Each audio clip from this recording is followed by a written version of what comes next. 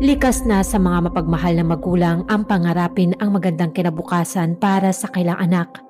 Kaya nga hindi nila alintana ang pagod at hirap, maibigay lang ang lahat sa anak. Pero paano kung ang kagustuhang mapabuti sila ay siya rin palang magtutulak dito sa kapahamakan? Ito ang kaso ni Li Shui, kung saan ipapakita na ang walang hanggang kasakiman at ganid ay nauuwi sa isang marahas na krimen.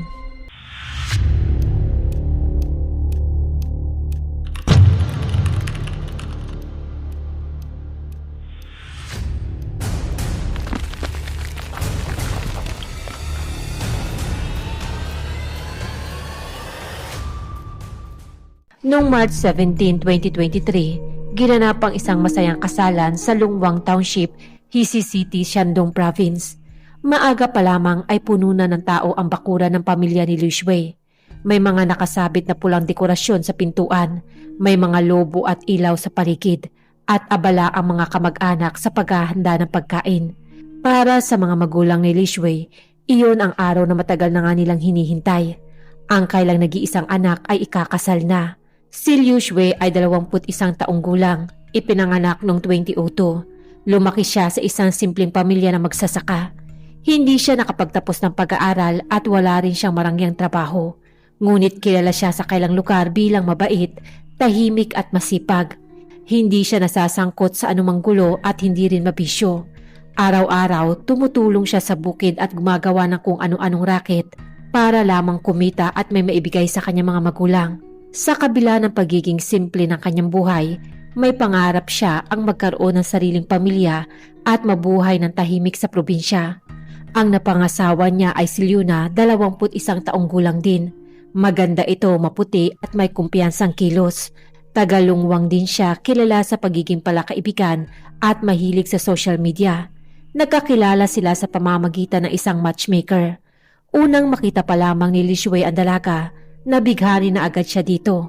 Naisip niya na ito na ang babaeng nais niya makasama sa pagtanda at magiging ina ng kanyang mga anak. Ilang beses lamang sila nagkita bago nagkasundo ang dalawang pamilya na ituloy ang kasal. Ngunit bago tuluyang maitakda ang petsa ng kasal, naglatag ng kondisyon ang pamilya ni Luna na 600,000 yuan or 5 million pesos na bride price. Para sa isang pamilya magsasaka, napakalaking halaga iyon. Maraming ang mga kapitbahay ang nagsabi na tila sobra ang hinihingi ng pamilya, ngunit hindi naman umatras ang pamilya ni Liu Shui. Para sa kanila, ang kasal ng kailang nag-iisang anak ang pinakamahalaga. Upang mabuo ang halaga, ibinenta nila ang ilang bahagi na kailang lupa at pati na rin ang naipon nilang pera, mga gamit sa loob ng maraming taon. Nangutang rin sila sa mga kamag-anak at kaibigan. Halos maubos ang lahat ng kailang pinagpaguran. Ngunit sa huli, naibigay nila ang buong halaga. Sa araw ng kasal, nakangiti si Li Shui habang hawak ang kamay ng kanyang bagong asawa. Hindi niya alam na ang perang inipon ng kanyang pamilya sa loob ng kalahati ng kailang buhay ang magiging ugat pala ng lahat. Pero para sa mga magulang ni Li Shui, iyon ang pinakamasayang araw ng kailang buhay dahil sa wakas na ikasal na ang kailang pinakamamahal na anak, isang bagay na matagal na nga nilang pinapangarap. Matapos ang ingranding kasalan noong March 17, 2023, nagsimula ang bagong buhay ni Li Shui at Luna sa bahay ng pamilya ng lalaki sa Lungwang Township, Hisi City. Sa unang araw, tila maayos ang lahat. Magkasama silang kumakain, lumalabas paminsan-minsan at nagpo-post pa si Luna ng ilang mga litrato sa social media na nagpapakita ng tila masayang pagsasama. Ngunit, nang sumapit ang buwan ng Mayo, 2 buwan lang matapos ang kasal, kumalat ang balita sa nayon na natagpuan na lamang si Li Shui na isa ng malamig na bangkay. Umaga ng May 28, 2023, isang magsasaka ang tumawag sa pulisya. Ayon sa kanya, habang papunta sila sa kailang sakahan, may isang balon sa gitna ng bukid ang biglang nakakuha ng pansin niya. Ang balong ito ay matagal nang ginagamit para sa patubig. Karaniwan laging may mabigat na takip na semento ang nakapatong dito. Pero sa araw na iyon, ang takip ay nasa gilid. Parang may sadyang nag-alis. Mas lalo nga raw siyang kinabahan nang makita ang sariwa at basang putik sa gilid ng takip. Hindi ito mukhang matagal nang nabuksan. Mukhang kamakailan lang. Marahil ay kagabi o nung madaling araw. Tinawag niya nga ang iba pang mga magsasaka. Sabay-sabay silang yumuko at sumilip sa loob ng balon. Ilang segundo lang ang lumipas nang biglang may sumigaw sa takot. Sa tubig, may isang maitim na bagay na lumulutang. Nang tumagal ang tingin nila, malinaw nila nakita ang kumpol ng buhok ng tao. Agad na nga silang tumawag sa pulisya. Matapos nga ang nasabing tawag, agad namang tumungo sa nasabing lugar ang pulisya. Nang maiahon ng rescue team ang bangkay, mabilis na nakilala ang biktima na walang iba kundi si Liu Shui. Nang marinig naman ng ina ang balita patungkol sa nangyari sa kanyang nag-iisang anak, labis siyang nabigla at hinimatay. Ang pamilya ay lubos na hindi makapaniwala sa nangyari. Dahil nung huli nilang makita nung gabi ng May 27 ang anak, napakasaya pa nito at nagpaalam sa kanila na pupunta silang mag-asawa sa bahay ng mga magulang ng asawang si Liuna upang mag-dinner. Hindi nga sila naniniwala na aksidenteng nahulog ito sa balon. Ang pamilya nga ay mabilis na hiniling sa pulisya ang agarang investigasyon. Mabilis namang kumalat ang balita sa buong nayon. Ang katahimikan ay napalitan ng takot at lungkot. Ang mga taong minsang nakakita kay Li Shui bilang tahimik at pasipag na lalaki ay hindi makapaniwala sa kanyang sinapit. Para nga sa kanyang mga magulang, para itong bangungot na ayaw na nga nilang gisingan. Habang ang lahat ay nagluluksa, mabilis namang sinimula ng pulisya ang masusing investigasyon. Bilang asawa at huling kasama ng biktima, si Liuna ang unang kinausap ng mga pulis. Habang umiiyak, isinalaysay niya ang buong pangyayari bago ang insidente. Ayon sa kanya, nung gabi ng May 27, pagkatapos nila mag-dinner sa bahay ng kanyang mga magulang, habang sila ay nasa daan pauwi ng kailang bahay, nabanggit niya raw sa kanyang asawang isang kakaibang bagay na napanaginipan niya. Sa kanyang panaginip may nakapagsabi na kapag naghagis siya ng coin sa isang balon o makahuli ng isda sa isang balon at kainin ito, hindi raw magtatagal ay magkakaroon sila ng isang malusog na anak na lalaki. Nang marinig nga raw ito ng asawang si Li Shui, agad naman siyang naniwala. At dahil nga mahal na mahal niya ang kanyang asawa at desperadong magkaroon ng anak na lalaki, nagpumilit nga raw itong maghanap ng balon. Sa una, tumanggi raw siya sa ideyang ito ng kanyang asawa, pero nagpumilit pa rin ito. Nang makarating na nga sila sa lugar kung nasaan ang balon, dahil sa madilim ang lugar at nakainom na ito ng maraming alak kanina sa kailan dinner, aksidente raw nawala ng balanse si Liu Shui at nahulog nga ito sa balon. Ayon nga kay Liuna, dahil sa labis na pagkabigla at takot na nararamdaman niya sa mga oras na iyon, nagtatakbo raw siya upang humingi ng tulong. Pero dahil ang lugar na iyon ay liblib at sobrang dilim, wala ngang sumaklolo sa kanya. Nang bumalik nga siya sa balon upang i-check ang kanyang asawa, wala na nga siyang naririnig na ingay mula sa loob nito. Dahil sa takot na sisihin siya ng mga magulang ng kanyang asawa, napagdesisyonan na lamang niyang bumalik sa bahay ng kanyang mga magulang. Ayon rin sa kanya, ang nangyari sa kanyang asawa isang aksidente lamang. At dahil tuliro siya sa mga oras na iyon at sa takot na nararamdaman, hindi niya na rin ito sinabi sa kanilang mga magulang. Sa puntong iyon, wala pang ang itinuturong sospek ang mga otoridad. Isang misteryosong pagkamatay lamang ang nasa harap nila. Pero sa panahong iyon, nakabuo na nga sila ng pagdududa sa asawa ng biktima. Dahil dito, nagpasya silang magsagawa ng mas malalim na pagsisiyasat sa katauhan ni Liuna. Napag-alaman nga nila na ito ay panganay na anak na babae at may isang nakababatang kapatid na babae na 10 taon na mas bata sa kanya.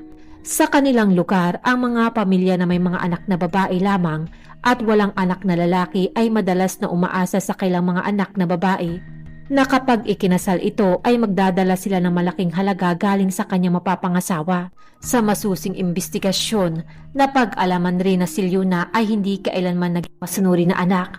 Bago pa man siya nakatapos ng middle school ay hindi na pag-aaral ang nasa isip niya. Naging mas mapusok si Liuna. Nagkaroon na nga siya ng reputasyon bilang isang problematic na anak sa nayon na nagdudulot ng walang katapusang sakit sa ulo ng kanyang mga magulang. Para sa kanya, hindi raw siya bagay sa mahirap na pamumuhay sa kanayunan. Pagod na nga siya makita ang bukid araw-araw at ang parehong pamilyar na mga muka. Gusto niya ang kaakit-akit na pamumuhay sa lungsod na may nakakasilaw na mga ilaw, mga shopping mall at lahat ng bagay na nakikita lamang niya sa screen ng kanyang cellphone. Matapos nga makapagtapos ng high school, hindi na nagpatuloy si Liuna sa kanyang pag-aaral. Nagpasya na siyang lisanin ang kanyang mahirap na nayon at nagpunta na mag-isa sa isang malaking lungsod kung saan nakakuha siya ng trabaho bilang isang hostess sa isang karaoke bar. Ang mga tao sa paligid niya sa panahong iyon ay ganap na nagpabago sa pananaw sa mundo ni Luna. Doon, natuto siyang manigarilyo, uminom at kung paano mapasaya ang mayayamang customer. Higit sa lahat, natutunan niya sukatin ang lahat ng relasyon sa pamamagitan ng pera. Unti-unting nabuo sa kanya ang isang baluktot na pananaw sa buhay na ang mga lalaki ay walang iba kundi ang mga kasangkapan para magkaroon siya ng maraming pera. Matapos malaman ang background ni Luna, naisip ng mga investigador na isa siya sa may motibo sa pagpatay. Kasunod nito, lumabas na rin ang detalyadong resulta ng forensic examination. Napansin nga ng mga investigador ang mga kakaibang pinsala sa kamay ng biktima. Ang kanyang mga palad at daliri ay may mga sugat at ang ilang parte ay natuklap ang balat. May ilan rin sa kanyang mga kuko ang nabali. Ayon nga sa pagsusuri, ang ganitong uri ng pinsala ay maaaring indikasyon ng desperadong pagtangka na kumapit para makaakyat sa balon. Nang halughugin naman ang paligid malapit sa balon sa di kalayuan ng damuhan, may natagpo ang resibo at natitirang tableta ng parehong gamot na nakita sa katawan ng biktima. Dahil sa sunod-sunod na mga ebidensya, dinala si Luna para sa masinsinang pagtatanong. Sa una, itinanggi pa rin niya ang lahat. Pero habang inilatag na ng mga investigador ang mga nakuhang ebidensya at ang mga hindi kapanipaniwala at hindi tugmang detalye ng kanyang mga pahayag, unti-unti na nga nabasag ang kanyang kwento. Sa huli, bumigay na nga siya at inamin ang ginawa niyang krimen. Nagsimula na nga magkwento si Luna kung ano ang naging motibo niya sa ginawang pagpatay sa sarili niyang asawa. Lingid nga sa kaalaman ng lahat, sa likod ng maamong mukha ni Luna, isang kakilakilabot na pagkatao ang mayroon siya. Pagkatapos nga ng kasal, mabilis na lumabas ang tunay niyang ugali. Madalas siyang malamig, mapanlait at walang pakialam sa kanyang asawa. Ayaw niyang gumawa ng mga gawaing bahay at madalas na hawak lamang ang kanyang cellphone. Si Li Shui sa kabila ng lahat, tahimik lamang siya. Tinitiis niya nga ang lahat dahil mahal na mahal niya ang kanyang asawa at ayaw niya rin ngang masayang ang perang pinaghirapan ng kanyang mga magulang. Siya na nga ang nagluluto, naglilinis at nag-aayos ng lahat sa kailang bahay. Ginagawa rin ng kanyang mga magulang ang lahat para mapasaya ang manugang. Pero kahit anong tiyaga at bait, hindi pa rin nakuha ni Li Shui ang pagmamahal ni Luna. Ang hindi pa nila alam, ang mga magulang ni Luna ay hindi naman talaga ang siyang nag-isip na humingi ng malaking halaga sa pamilya ng lalaki. Dahil para nga sa kanila, sapat na ang isang disente at magalang na lalaki na si Li Shui para maging asawa ng kailang anak. Pero hindi ganoon ang nararamdaman ni Luna. Sa totoo lang, una pa lamang niya nakilala si Li Shui ay hindi niya talaga ito gusto. Para sa kanya, ang binata ay simple, boring at awkward. Hindi ito ang tipo ng lalaking gusto niya. Ang hinahangad nga ni Luna ay ang marangyang buhay sa lungsod, maraming pera at kalayaan. Bilang biro at para makaiwas sa pinagkasundong kasal, sinabi niya nga kay Li Shui na nagdidemand ang kanyang pamilya ng 5 million pesos upang maikasal sila. Presyo na alam niyang hindi kayang ibigay ng pamilya nito. Ngunit ang hindi niya alam ay siseryosohin pala ito ni Li Shui at agad na kinausap nito ang kanyang mga magulang na siya namang gumawa ng paraan, maibigay lamang ang perang dinidemand niya. Nang makita na nga ni Luna ang tumpok ng pera, nagbago ang isip niya. Hindi dahil sa pagmamahal, kundi dahil sa pera. Pumayag nga siya na magpakasal. Sa isip niya na ito ay isang transaksyon, hindi isang relasyon.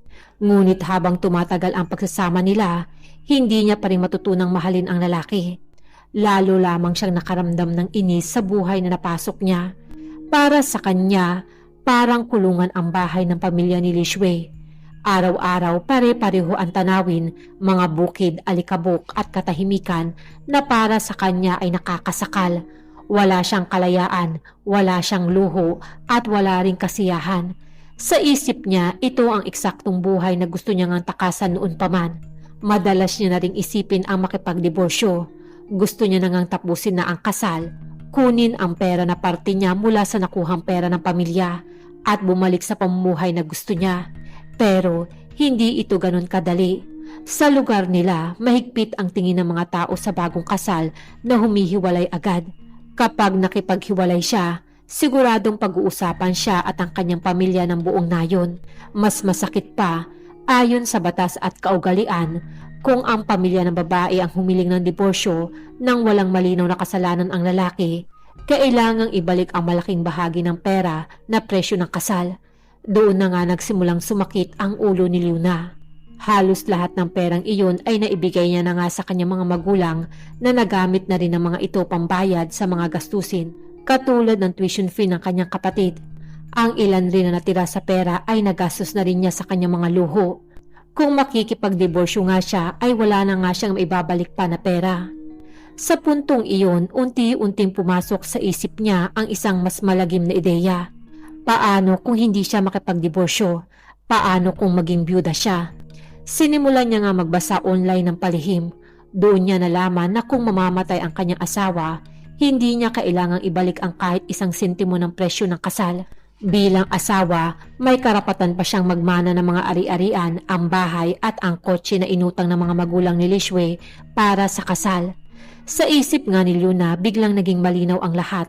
Makukuha niya ang pera, makukuha niya ang ari-arian at higit sa lahat, makukuha niya ang kalayaan na matagal niya nangang hinahangad. Bukod pa rito, pag namatayan siya ng asawa, magiging kaawa-awa siyang byuda na kinaaawaan ng lahat. Walang maghihinala, walang magtatanong.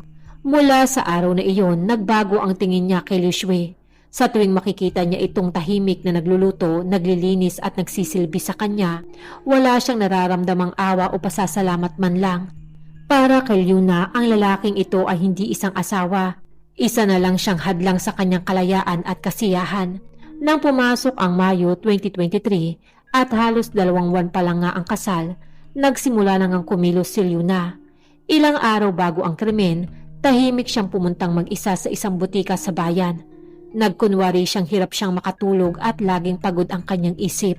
Doon siya bumili ng matataas na dosage ng sedative. Mga tableta na kapag nasubrahan ay kayang magpalabo ng isip at magpahina ng buong katawan.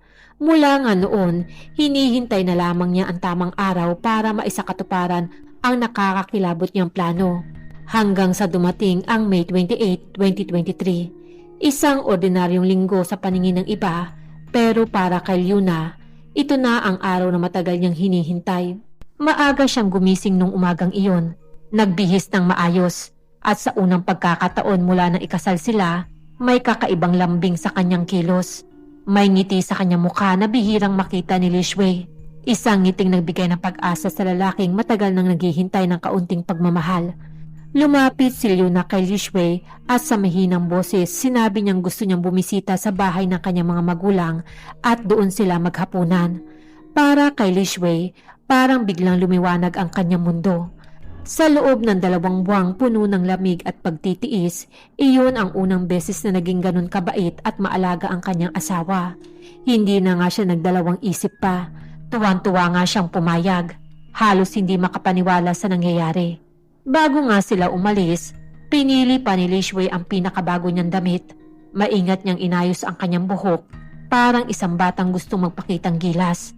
Sumakay sila sa kotse na inutang ng kanyang mga magulang para maibigay bilang regalo sa kailang kasal at nagmanehong papunta sa bahay ng pamilya ni Luna. Sa hapagkainan, mukhang maayos at masaya ang lahat. Mabait si Luna, nakangiti at tila ibang tao kumpara sa dati. Siya mismo ang pumipili ng ulam para kay Lishwe. Tinatanong kung busog na ba ito at paulit-ulit na inaasikaso. Nagulat nga ang mga magulang niya sa ipinapakitang lambing ng kanilang anak. Para kay Lishwe, wala nang masihigit pa sa sandaling iyon. Habang tumatagal ang hapunan, paulit-ulit rin nga siyang inalok nito ng alak. Dahil nga sa hiya at respeto sa kanyang mga biyanan, hindi na rin siya tumanggi. Isang baso sinundan pa ng isa hanggang sa unti-unting uminit ang kanyang muka at maging malabo na ang kanyang isip. Hindi nga sanay si Lishwe sa pag-inom. Makalipas ang ilang sandali, halos 70% na nga siyang lasing. Bandang 9:20 ng gabi natapos ang kailang hapunan. Dahil nakainom na si Lishwe, si Luna na ang nagmanehong pauwi. Matapos nga magmaneho na ilang minuto, biglang huminto si Luna sa gilid ng isang liblib na kalsada. Tahimik niyang kinuha ang kanyang bag, inilabas ang isang bote ng mineral water at ang kahon ng sedative na matagal niya nang inihanda. Maingat siyang kumuha ng ilang tableta. Humarap siya sa kanyang asawang si Lishwei na may matamis na ngiti at mahinahong sinabi, "Uminom ka ng marami kanina, baka sumakit ang ulo mo. Inumin mo muna ito para gumaan ang pakiramdam mo." Sa kalagayan ngang iyon ni Lishwei, lasing at lutang ang isip. Wala nga siyang pag-aalinlangang kinuha ang bote ng tubig at nilunok ang lahat ng tableta. Ilang sandali lang, nagsimula nang umikot ang kanyang paningin. Nanghina ang kanyang katawan at hindi niya na nga halos maidilat pa ang kanyang mga mata. Muli namang pinaandar ni Luna ang kotse. Sa halip na umuwi, lumiko ito patungo sa isang liblib na bukid sa direksyong walang nakakaalam na iyon na pala ang huling biyahe ni Liu Shui. Matapos nga lumiko sa pangunahing kalsada, pumasok ang kotse sa isang makitid at madilim na daan sa gitna ng bukid. Ilang minuto pa ang lumipas bago tuluyang huminto ang sasakyan. Bumaba si Luna at saglit na tumingin sa paligid. Tahimik ang lugar, walang tao. Naisip niya na ito na ang tamang pagkakataon na isagawa ang kanyang maitim na plano. Una, naisip niya na linlangin ang kanyang asawa sa isang gawa-gawang kwento. Binuksan niya ang pinto kung saan nakaupo si Lishwei. Niyugyug niya ito upang magising. Sabay bulong sa kanyang asawa, "Honey, naalala mo ba ang panaginip na sinabi ko sa'yo na kung makahuli tayo ng isang isda mula sa isang balon at iuwi ito upang lutuin at kainin, magkakaroon tayo ng isang sanggol na lalaki. Alam mo ba sa lugar na ito may isang balon? Subukan natin baka may makuha tayong isda." Sa mga oras na iyon, halos wala na nga sa matinong pag-iisip si Lishwei dahil sa alak at sedative na nainom. Inakay nga siya ng kanyang asawa sa gilid ng balon. Binuksan naman ni Luna ang takip nito. Hinimok niya si Lishwei na yumuko at tumingin sa balon para maghanap ng sinasabi niyang isda. Maya-maya pa, walang awa niyang itinulak ang kanyang asawa. Dumiretso nga ito sa malalim na balon. Sa panahong iyon, sinubukan pa nga ni Lishwei na iligtas ang kanyang sarili. Ang kanyang mga kamay ay desperadong kumakapit sa magaspang na batong pader ng balon. Paulit-ulit niya ngang tinatawag ang pangalan ng kanyang asawa, nagmamakaawa sa kanya na iligtas siya. Sa kasamaang palad, nawala na nga siya ng lakas hanggang bawian na ito ng buhay. Nanatili namang nakatayo si Luna sa tabi ng balon ng ilang sandali. Tahimik lamang siyang nakatinging pababa, sinisigurado na hindi makakaligtas pa ang kanyang asawa. Walang bakas ng takot o pagsisisi sa kanyang muka.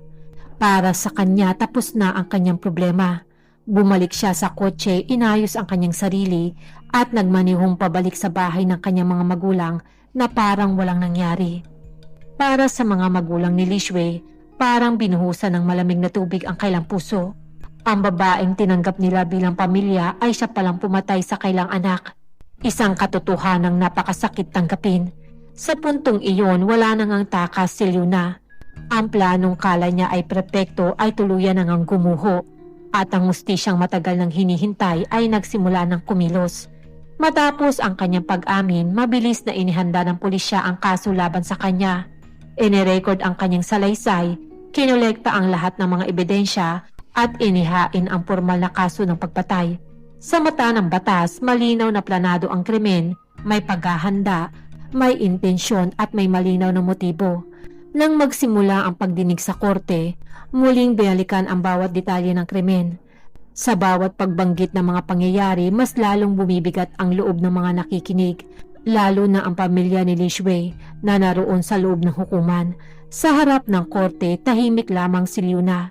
Nakayuko ang kanyang ulo habang binabasa ang desisyon. Sa huli, hinatulan siya ng parusang kamatayan bilang kabayaran sa krimeng kanyang ginawa. At dito na nga nagtatapos ang kwento ni Lishwei. Isang lalaking simple lang ang pangarap, magmahal, magkapamilya at mamuhay ng tahimik. Pero sa halip na pagmamahal, pagtataksil ang kanya natanggap. Sa halip na habang buhay na pagsasama, kamatayan ang sumalubong sa kanya. Isang pamilya ang nawala ng anak. Sa huli, na naigman ang hustisya, hindi na ito kaya pang ibalik ang buhay na nawala. Ang mga magulang ni Lishwei ay mananatiling may bakas ng sakit sa kanilang puso, isang sugat na habang buhay nilang dadalhin. Kung may aral mang maiiwan sa kasong ito, iyon ay huwag pumasok sa isang relasyon kung hindi handang magmahal ng totoo. Dahil ang kasal ay hindi negosyo, hindi ito transaksyon, at lalong hindi ito laro. Kung nagustuhan niyo po ang mga ganitong klase ng kwento, huwag niyo pong kalimutan na mag-like, mag-comment na rin po kayo, at mag-subscribe kung hindi pa po kayo nakaka-subscribe sa aking channel. Ako po si Denise, at see you in my next video. Maraming salamat po.